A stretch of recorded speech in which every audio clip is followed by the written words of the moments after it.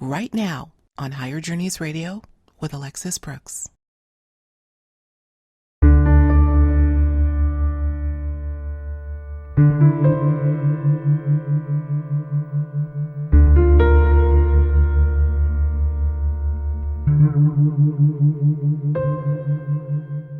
It does no harm to the mystery to know a little bit about it. Whitley Strieber is one who has dedicated himself to exploring that mystery. His beloved wife and life partner, Anne, who now resides in what we call the afterlife, has made her presence known to Whitley and others in more ways than one, making the mystery of life and the afterlife all the more complex and yet revelatory. In this wonderful exchange with Whitley Strieber, we not only tackle the enigma of the afterlife, we muse about what he refers to as the visitors, or non-human intelligence, and moreover, how the two phenomena may ultimately be connected.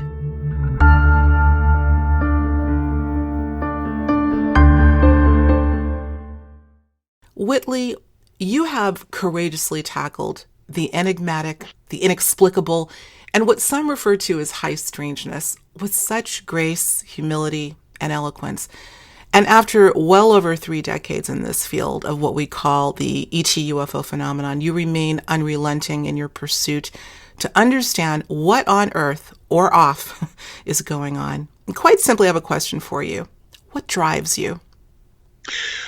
What drives me is the fact that we are living in a little corner of a great big world, and I have come to find ways of seeing that world that are indisputable in my mind, ranging from apparent close encounters of the third kind to out-of-body travel where I have been able to be seen and interact with other people while in that state, to extensive interaction with the dead and with some unseen presence that is in my life almost daily. And yeah, that's why I'm on a journey to open a door that we have had closed for way too long. Maybe forever, because we're in a little dark corner, and there's an extraordinary world out there, and all we have to do is open the door in order to start participating in it. I love it. I love it. Beautifully said, and I agree with you. Couldn't agree with you more. Seems though that some of us, I don't know, tend to have a proclivity in this direction. You're certainly one of those people. I believe we all have a tinge of both the ability to see and experience and perhaps the curiosity, but some are just really like yourself out there. What do you think let me ask you this. What do you think you might see in terms of a quote unquote breakthrough in your lifetime? You think we're close to something? I hope there'll be a breakthrough, always. And I think that as we come under more and more pressure, and you remember that there's nothing wrong with what we're doing here. The only thing that's wrong is it's a design problem. It's nothing to do with us. We're designed in such a way that we're going to end up overpopulating the planet. And as that pressure rises, and coincidentally, and I don't think it's any coincidence, we come to the end of the age of Pisces and enter the age of Aquarius. We have to come to a whole new level of being and a whole new way of being. And it's a sink or swim proposition. And a lot of us are going to want to swim. Let me explain a little bit more about what I mean here. The age of Pisces it's the age of the fish. The avatar of Pisces was Jesus, and that's why his symbol is the fish. And the fish is swimming in the waters of life. The waters of life are the earth, and the earth is giving the little fish everything it needs to survive. Then comes our era, the age of Aquarius. A great new level of freedom erupts at every level of life. But also, the water is poured out. The water carrier pours the water out, and the little fish with it. And where does the fish end up? In a place where little fishes do not belong, which is on dry land. That is to say, the waters of life, which are the earth, give birth to mankind because mankind is now too big to stay in the womb. We're overpopulated. The species is too big to stay in this womb, and the womb collapses, the waters break, and we end up out in the middle of where we're going to end up on a planet that doesn't work anymore. And what do we do then? This is what this whole movement is all about. It's not about today. It's not about gradually changing and gradually opening people's minds. It's about creating in enough people the ability to face that shock so that this species, when that happens, and it will, can get up and move on into a new world. And I don't mean going to another planet. I mean making us new. Right. I have never, ever heard your very, as always, eloquent explanation juxtaposed with what we're talking about here. That is very interesting. That definitely warrants a conversation in and of itself. I think I'm going to chew on that and have our audience chew on that for a bit as we move on. But thank you for that. I do appreciate that. Let's go into this, Whitley. It was during a recent lecture that I gave in Australia back in January, in which I quoted you. You were part of my presentation. As it relates to the question of what these beings, what you call the visitors, and how they relate to us. What are they? You said, and I want to quote you, this was an interview that you gave, you said, these are both unanswered questions and they are the key questions. We have to approach both questions simultaneously because the presence of this enigma illustrates the fact that we also do not know what we are. We would understand the enigma because we would understand in the context of understanding ourselves. That was powerful for me. I'd like you to elaborate on that a little bit, if you would. Well, I think that to understand the relationship, we have to start in the place where we are anchored, which is in ourselves. We have something to hang on to here, in a way. I mean, in a way, and I really do mean in a way. We can talk a little later, if you wish, about the ambiguities of reality, which are very profound. Absolutely. I've got that on my list, yes. Right. But there is a level of self-acceptance, I would say, that is absolutely key to making any progress with this. Annie and I are in contact from time to time. And about a year or a little over a year ago, she said things to me and wanted them published on our website as a diary. And I try to be very rigorous about this because my imagination lets me talk to Annie all the time because I know Annie and I can have a very satisfactory conversation with her, which is entirely inside me. And I could be publishing diary entries from Annie every week if I wanted to. But they would all be basically from me, with maybe a few exceptions. However, something happened a few nights ago that was very different. And it fulfilled the criteria that I have set for myself of her saying things that I do not believe I could have said. And that I could have thought about even. And so I published it on the website as a new diary entry.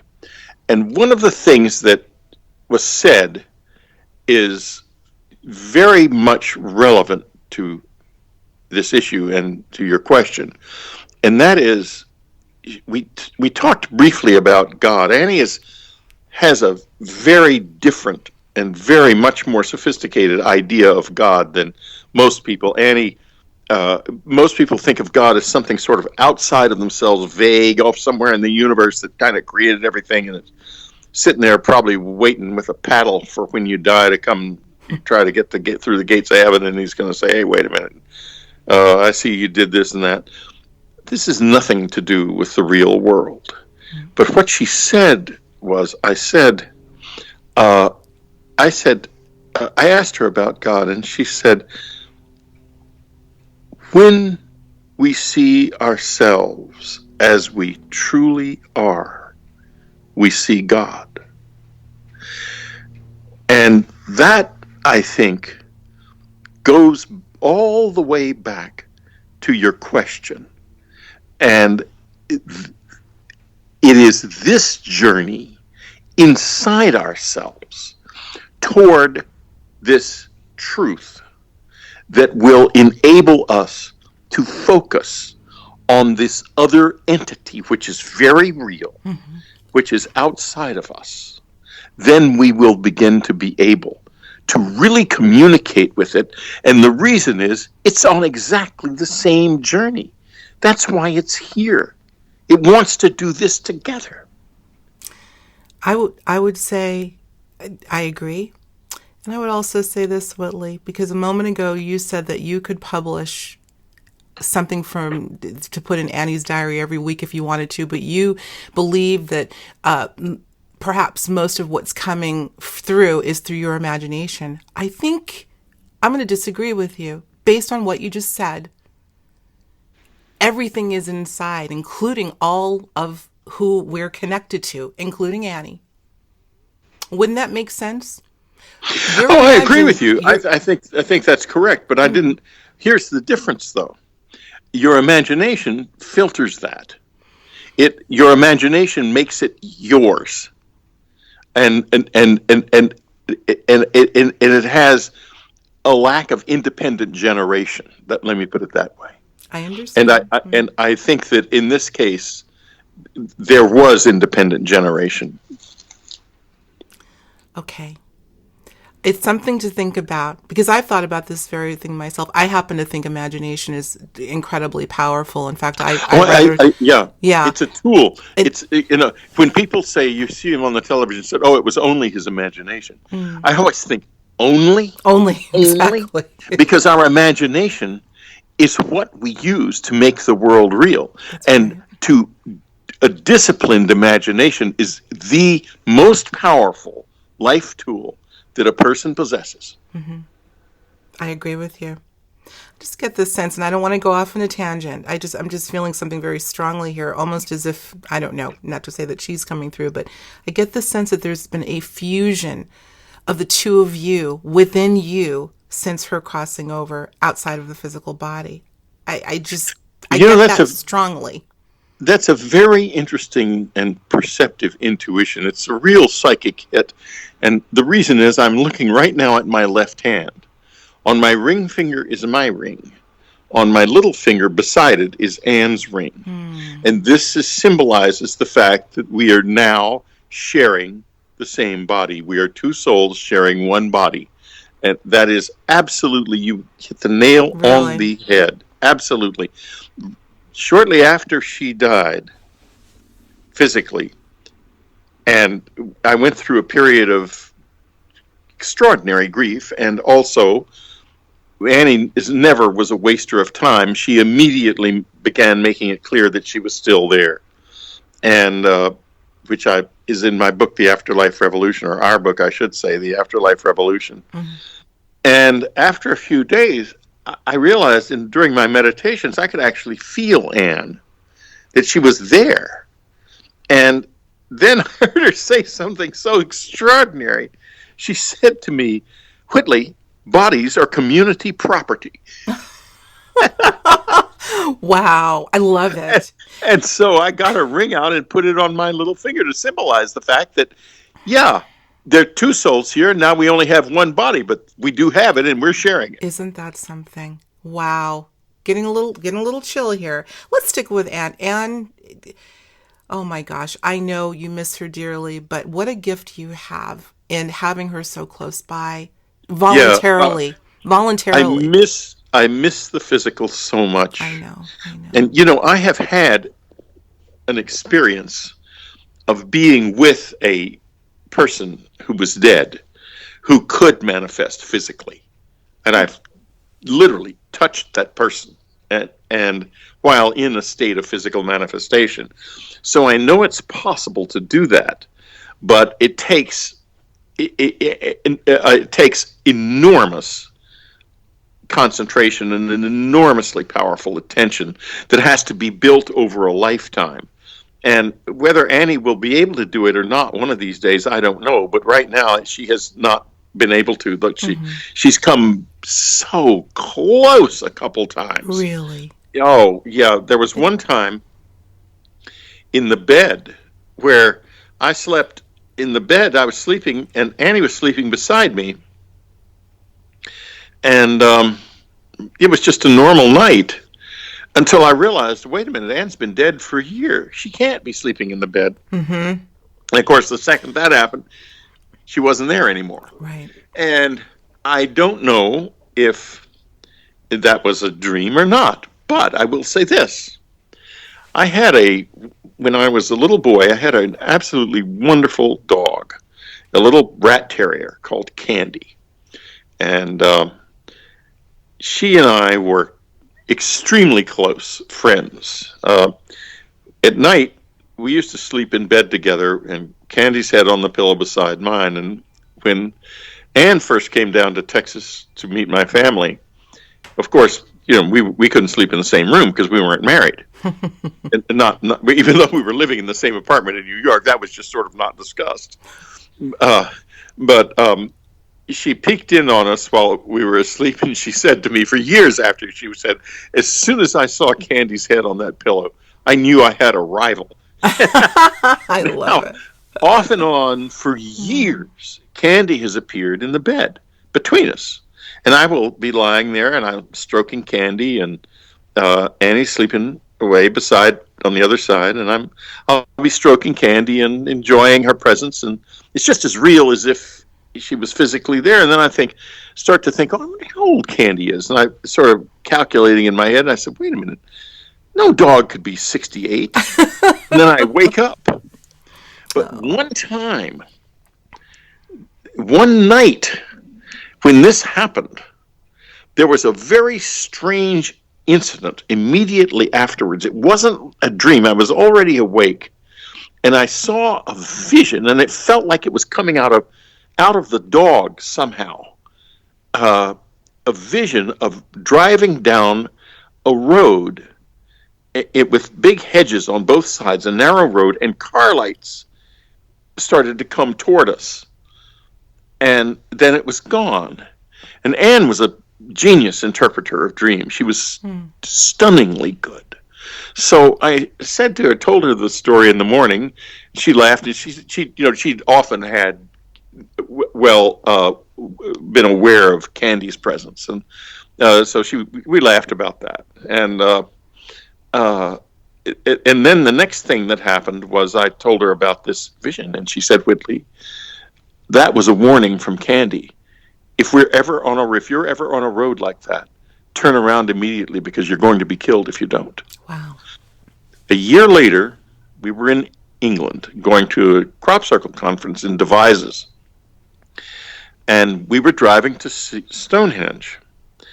And in the evening, to see that someone had, Lucy Pringle actually had arranged for us to have a private visit to Stonehenge at sunset. Mm-hmm. So, I'm no driver for left-hand driving. I'm not good at it. Yeah. So we're going down this road, and suddenly it was like deja vu. I was on the road I had seen that night. And then here were the car lights. And Annie immediately said, Whitley, turn around. And I stopped. I pulled over to the side, and that car passed us at 70 miles an hour. And I realized I hadn't turned our lights on. Oh, my God. He didn't even know we were there. We would have all been killed. And that dog had saved our lives. There's no question in my mind about that.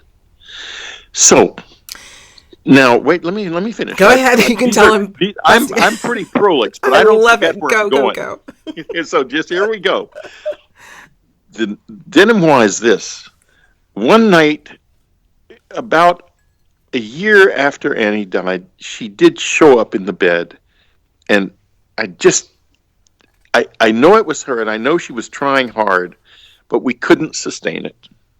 And what this gets to is where I'm going is there is it's almost something that has to do, I think, with quantum indeterminacy, in that if you kind of relax into one of these states and don't push your consciousness or your attention toward it, it will continue.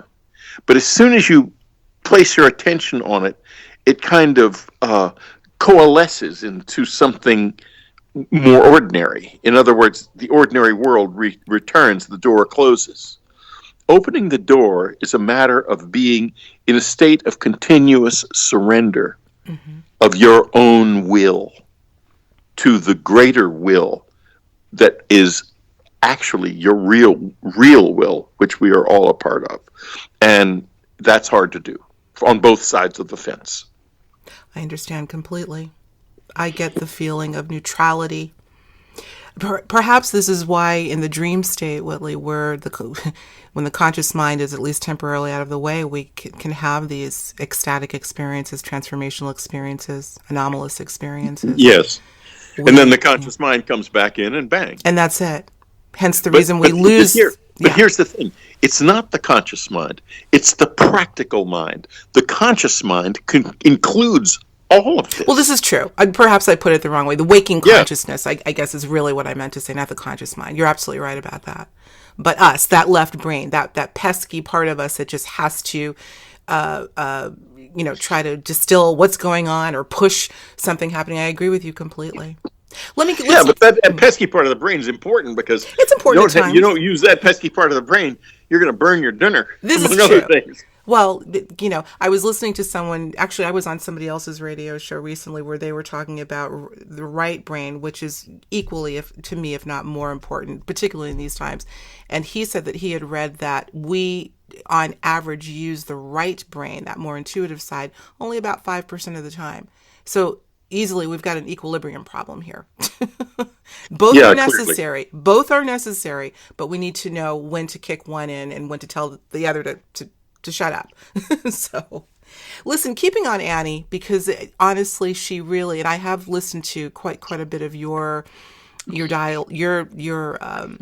talking about Annie and how she's come through to you. And here's a quote. I'm going to quote her again that I actually made a little banner out of and put on my Facebook page because I thought it was so profound. It says simply, "The human species is too young to have belief. What we should have are questions." And when I heard you say or talk about Annie saying that, I thought, here, it's all about the questions. Beliefs are dangerous. Yeah, beliefs are a disease, is what they are. They're a mental illness, a form of mental illness. And they're also an escape, because we're alone here in a very profound way. The physical world belongs to us, and we can't get out of it. And whatever happens in it happens to us. And there is no cavalry coming from some distant place to save us. It isn't going to happen. We are literally alone here with this. And that is something that no single person that never leaves your consciousness, and ever, not ever.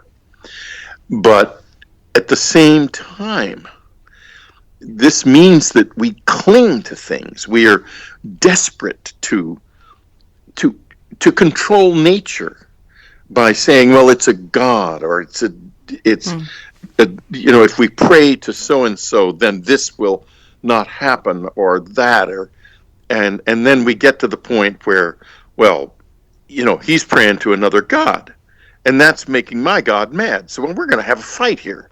We've fought all of our history. It's covered in blood, the blood of believers fighting each other over fantasies. It's all fantasies. Agreed. I absolutely agree with you. And yet belief, it seems to be the cornerstone of most people's lives. I have to tell you the truth. I've never been a believer. in anything. Me neither. I haven't. Well, I take it back. I was until I met my wife, and she cured me. Yeah. Because you understand what that is. Belief to me is simply the acceptance of something that has been told to you by something outside of you that you have decided to adopt. I say, Yeah, you said you say I decide I believe this because it gives me comfort. yeah, But that's you learn sooner or later that that's actually not comfort because we tell ourselves we believe these things, but down deep we know we don't. And this is why people scream from pulpits all the time and scream about this and scream about that. They're screaming themselves down. That's what it's interesting. all about. That passion is the passion of the truth, screaming, I believe. So they won't hear the little whisper inside, no, you don't. I love it. That's an interesting way of putting it. But for Annie to say we should have questions, I love the Yeah. quote. I'm sorry. Go ahead. No, go ahead, please. I was going to say I love the quote by Richard Feynman that says, "We know we live in a mystery." This is outside of the quote. Exploring the mystery is what I believe we should do. And he says it does no harm to the mystery to know a little bit about it. But in order to know a little bit about it, we've got to have the questions first Right. to explore. Yes, And exactly. belief is implied that it's been settled. Nothing has been settled. We know nothing. No. I say more than anything when I'm asked a question, I don't know, and I'm okay with it.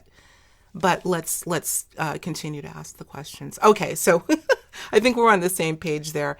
I'm looking at the clock, and we've got about maybe 15 minutes left or so, and I'd like to get a few things in. There's so much wisdom, Whitley, that you have imparted to us over the years, and giving us more every day. So I wanted to just try to capture a few things that you've talked about. This has to do with your philosophy about the nature of non-human intelligence. As we said offline, I prefer to refer to them as that.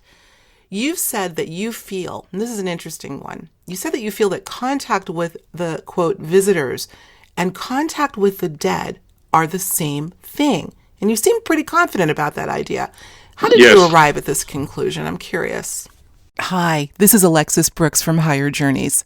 If you like what you're hearing during this conversation with Whitley Strieber, you'll definitely want to tune in to Conscious Commentary this Friday, where I will be weighing in on some of the intriguing ideas Whitley had to share with us.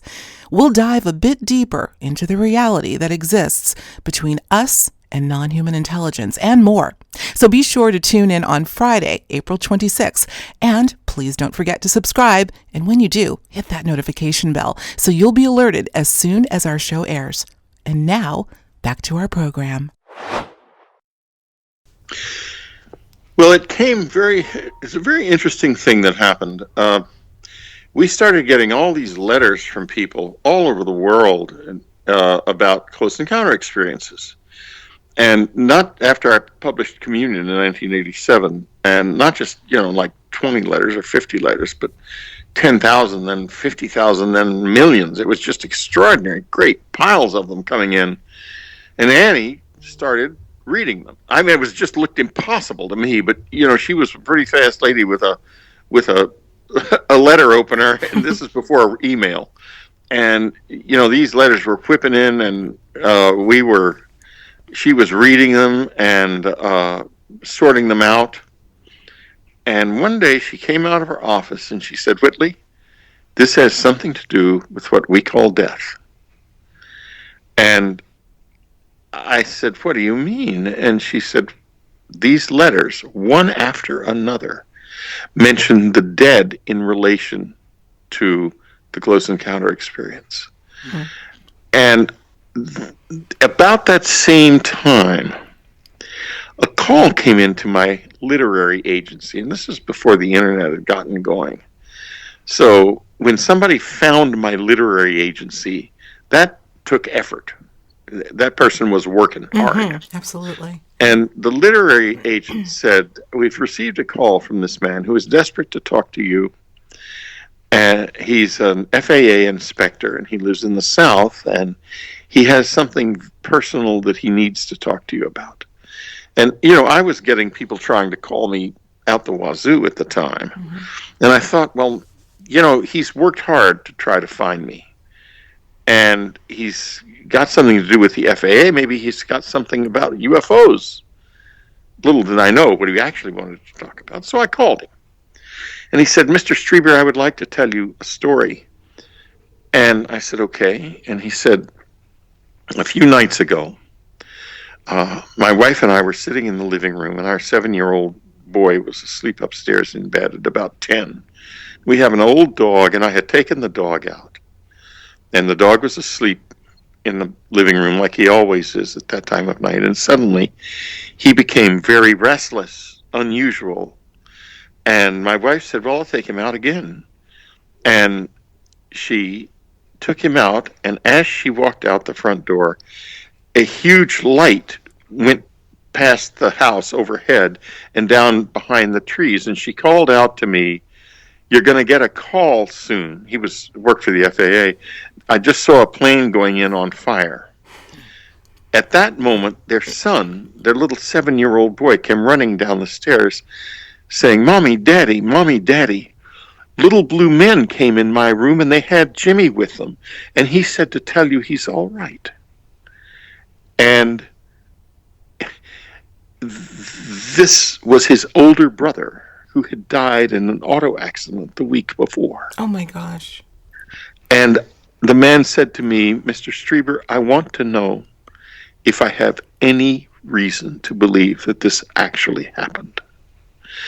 And I said, I can tell you that there are many people who see these supposed aliens in the context of the appearance of their own dead. This is not uncommon at all. And there was a long silence on the phone, and we hung up. Now, that is only one of many stories. Mm-hmm. When the visitors would show up at our cabin, and Annie had an uncanny thing about this. She would be looking through the letters, and she would suddenly throw one aside and say, this one we've got to get to the cabin. This one we've got to get to the cabin.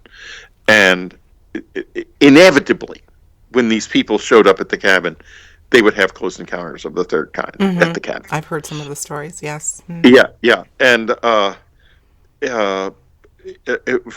Annie's secretary, who she found also from the letters, I don't know if I've told you this story before, but she said she was saying she needed a secretary, which was absolutely true. She needed like 10 of them.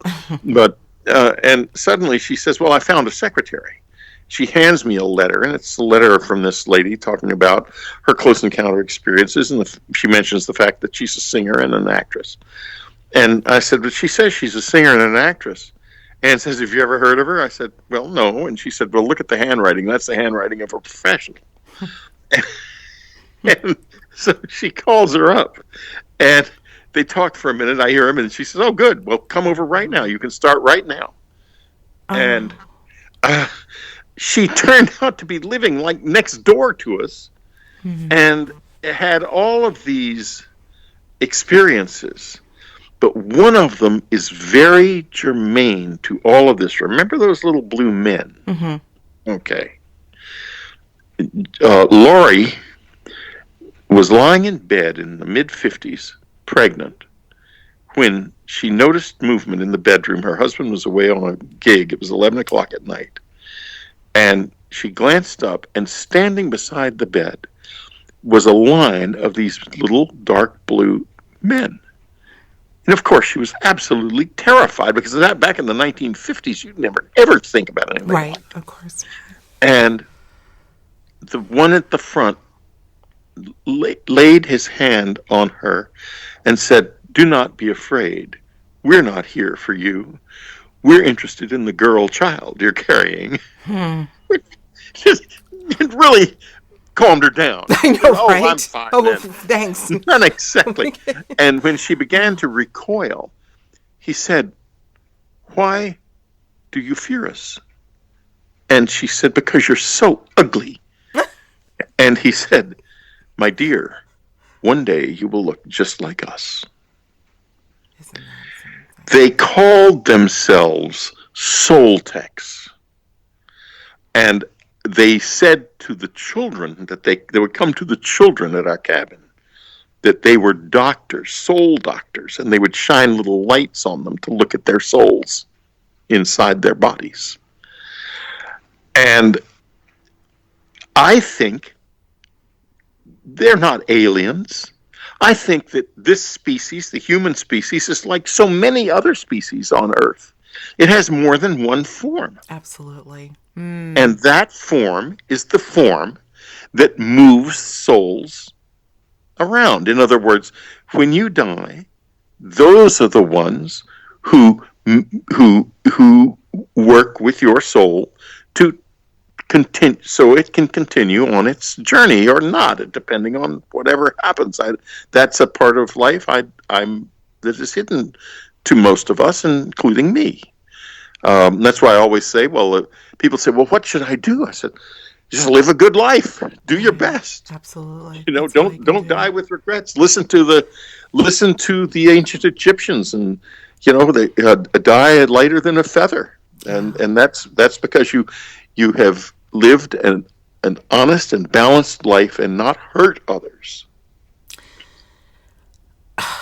I have two questions I want to ask based on that. That was a lot of information there, Whitley. But I'm thinking about these blue soul techs, is what they called themselves. That's what they call themselves, yes. Okay. And they had sort of a dark blue hue to them. And Yeah. you're perhaps intimating that there's a connection with them and maybe moving the soul that's leaving the corporeal form, moving on to whatever is next. Isn't it interesting that, I don't know if you're familiar with this, perhaps you are, that many of the individuals that have died, that have had witnesses around them and have seen some substance, somewhat transparent, obviously, emerge from the body and move in an upward fashion. They call it the soul. It's often been described as being dark blue. That I did not know. Mm-hmm. That's fascinating. And I guess, those, they're going to become soul techs then. They're going to become soul techs. I hope I hope this is an accurate description of reality, because it sounds like a really fun way to be as a species. I mean, we have two forms at least, and maybe more. I would think more, perhaps infinite. Who knows? Well, that would bring us into, if we are multidimensional, I would dare say that we've got a multitude of forms, perhaps. Yeah, I would agree with you. Yeah, moving around simultaneously. God only knows. I don't know. That's my favorite answer. I don't know. That's the best answer. It's the best answer because you stay open. And the moment I do, no, I don't. I won't. Frustrating it may be, but I don't know. Perhaps the universe, I say, will eventually meet us halfway and show us what's really happening. But in the meantime, we keep asking those questions. Let's talk a little bit. I'm bouncing around a little bit, but again, so much good stuff to talk about with you, Whitley. You recently, I don't know, about 2 or 3 months ago, you spoke with one of my colleagues, Jeff Mishlove, on his Thinking Out Loud program. Yes, he's wonderful. About something called, among many other things, you were talking about the sensing exercise, something that you learned many years ago from an organization that I can't call the name offhand, begins with a G, and you'll help me with it, but that's not the point. I want to talk about the sensing exercise, where you talk about moving your attention. This is during the meditation process, where you're moving your attention, focusing your attention into the physical sensation of your own body, really sensing your own nervous system. And I know that this is a very methodical process, as you've described it. But interestingly, you said that you feel that if it had not been for using this process in your meditation since, I think, 1970, you don't think the visitors would have made contact with you. And actually, you said they wouldn't have seen me. And I found that to be really powerful. Could you elaborate on that a little bit? Sure. The organization is the Gurdjieff The Foundation, Gurdjieff Foundation. Gurdjiff Foundation. And you can easily Google it, folks. And if anyone is interested, the foundation is there and it's accessible. It's a very rigorous organization, though. It's not for the faint of heart, Mm. and it's extremely serious about the journey toward higher consciousness and greater consciousness. As are many different paths, but this Mm. was my path, as it turned out. And I learned at the beginning of my time in the foundation that the human attention is movable. In other words, we can move our attention. Normally, our attention goes out to whatever we're doing in the world around us. But we can take it or take part of it back and live a bigger life because we can see ourselves inside our lives and begin to see more clearly what is real around us. And the beginning of this is the sensing exercise, which you take your attention and you methodically place it on one part of your body and then on the next until you place it on your legs, your arms, your torso, your head, and you now have your attention on your whole body.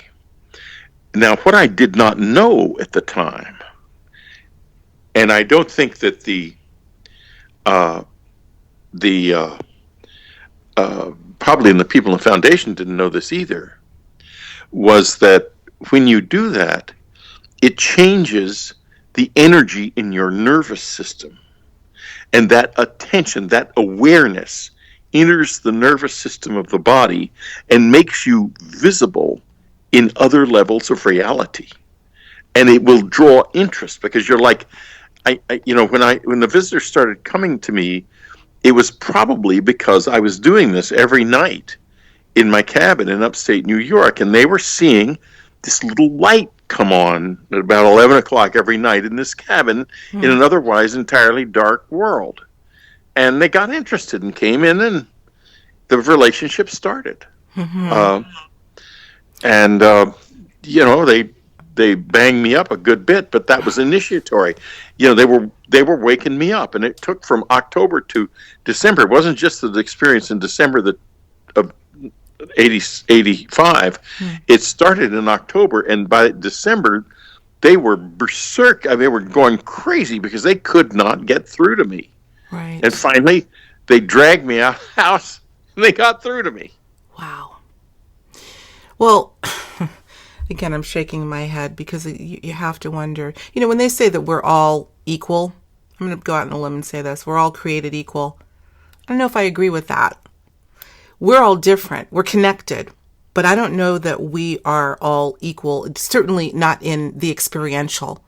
How is it that some of us are steeped in experience, can't get away from it? We attract, if you will, the paranormal. I don't like that word. I think it's a misnomer, but nonetheless, where others are grasping to have one experience.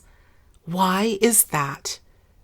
Have you asked yourself that question of yourself and the Yeah, myriad well, experiences you've had? actually, there's some scientific work I'm aware of that hasn't been published yet, so I can't go into too much detail about it. But there's papers are being worked on with regard to this, and it is about the way meditation, and in particular, apparently meditation processes like the one I just described, which are very physical, uh, it changes the brain. There are two parts of the brain, the caudate and the putamen, Mm. which are connected by a lot of neurons that connect the two, bridge. And these areas of the brain are related to intuitive thinking and things like that. And the if you meditate a lot, the connections grow. Mm. And my brain has actually been in a study where it has been seen that these connections are very, very extensive in my brain. And that would be true of any meditator. And a lot of people, like psychics, are often people who were just born this way. Hmm. But the interesting thing is, we can all become this if we want to. but it takes time. It's not something that you're not going to do this in a day. But if you start meditating and you do it regularly, the connections will grow, and the intuitive part of your brain will begin to be able to pick up more of hyperdimensional reality, and you will become more intuitive and more psychic, etc., and so forth. That's the physical side of it. Right, right. Well, again, there's lots of layers to peel back from that onion, because I think it is quite complex. I think that's certainly central to the how that happens, but I think that there may be some other factors as well. So we'll have to. I'm making copious notes here in my brain, because I like to revisit these one day with you, because each of these things that we're touching on obviously could be a thesis in and of itself. But as we close out, a couple more things. I want to obviously end talking about your wonderful a couple of talks coming up at Contact in the Desert. But before we get there, I have to get this in. I want to talk briefly, if we can try to sum this up, on the paradoxical nature of reality. I've always found this interesting, how reality appears to be, in some strange way, a paradox. And as I was reading the foreword to your book, one of many, by the way, obviously, The Supernatural, Why the Unexplained is Real, looks like a really juicy book. I haven't read it yet, but I'm definitely going to. That's at the top of my list. You co-wrote that with Jeffrey Kripal, if I'm pronouncing that correctly. And I want to quote Jeffrey's words. You're both brilliant writers, by the way. You know that. I don't have to tell you that. But Jeffrey, I was incredibly impressed with his way of articulating. He wrote the foreword, I believe, in the book, and he was so incredibly apt in sort of illuminating this idea that reality is indeed a paradox, and why it's necessary to understand. And I want to get your thoughts on a quote he said about you in the foreword. He says, quote, "Whitley sets on our shared table," talking about putting this project together, this book, "Whitley sets on our shared table his visions of alien spectral figures that seemed at once physical and not physical, at once a thing and a thought, at once sexual and spiritual, at once traumatic and ecstatic." And you've been keen to point out these characteristics of the so-called visitors before, but you're painting a paradox here. How do you reconcile for yourself the seeming paradoxical nature of this non-human intelligence? It seems to be so in our face. They represent all of these things. Yeah, I think it is trying to wake us up, to get us to be aware of the fact that it's there, because there's always the possibility, and I don't ever discount this, that this is literally a visitation from aliens in some way connected to reality like we are. But even if that's not what it is, or that's not all that it is, and I think if that is what it is, it's also not all that it is. What is happening here is somebody wants a companionship with us. Maybe they've been waiting for this a long time. Maybe they just found us. But I do know this from looking at the universe around us so far.